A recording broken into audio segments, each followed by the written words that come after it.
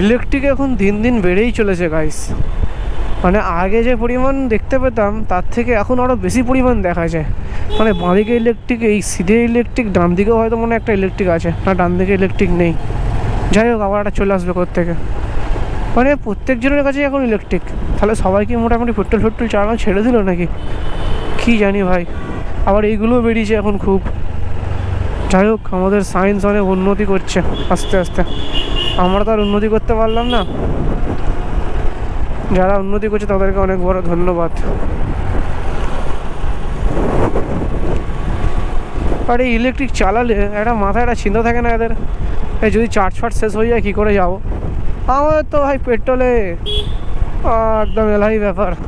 সব জায়গায় টুকটাক পেট্রোল পাম্প আছে। হাইওয়েতে গেলেও পেট্রোল পাম্প পাবো, এদিকে লোকালে থাকলেও পেট্রোল পাম্প পাবো। অন্তত কিছু না হলেও খারাপ পেট্রোল পাম্প থেকে তো 50 টাকার তেল ভরে চালাতে পারবো। কিন্তু এরা চার্জের জায়গা কোথায় পাবে ভগবান জানে। যাই হোক, যারা নেয় তারা জানে ভাই কীরকম কী ফেসিলিটি। কিছু ভালো আছে বলেই না নিচ্ছে।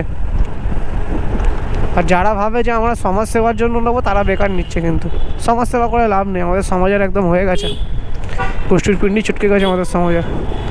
তো ওরকম সমাজের সেবা করে কোনো লাভ নেই। তার থেকে ভালো গরিবকে খাইয়ে মজা। এরকম ইলেকট্রিক গাড়ি নিয়ে তারা ভাবছো যে পলিউশন এইসব হ্যান ত্যান, ওইসব করে কোনো লাভ নেই, বেকার। আমি জানি এই কথাটা বলার জন্য আমি অনেক গালাগালি খাবো কমেন্টে, তা তো আমার কিছু যায় আসে না ভাই। এটা সত্যি কথা, যেটা আমার মনে হলো সেটা আমি বললাম।